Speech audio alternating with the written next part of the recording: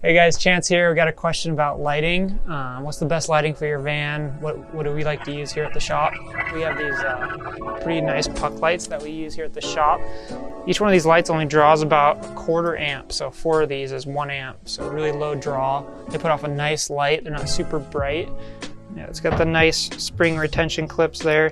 Allows us to bite on really thin material like aluminum skin, but also we can attach it into something thicker like a 3/4 inch wood panel. Then we have the Deckhand Dimmer. They come in different sizes. This is a 12 amp model. It does most of what we need. It allows us to dim everything nice and even and then bring them back up. Another thing that's really nice about this dimmer is it allows us to control the lights in multiple locations. Something like in an Airstream where we might want the lights dimmed at the bedroom as well as the front door. We can do that with this device. So this mounts back in your electrical area, and then with signal wires, we're allowed to control it from our switches anywhere in the coach. Another thing we really like to use is our Flexfire LED rope lights.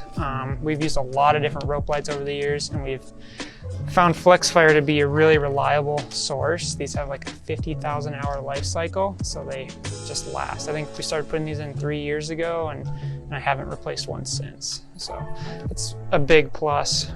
If you've messed around with rope lights, you know there's a lot of different quality issues sourcing them elsewhere.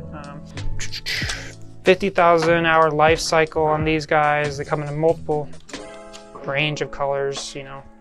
This one's a warm white, 3200K. So yeah, these are really nice.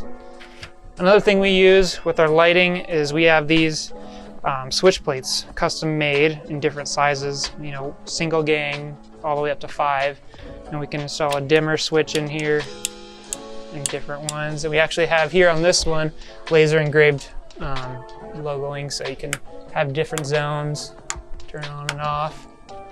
Something else we do, David's installing some reading lights in the back there.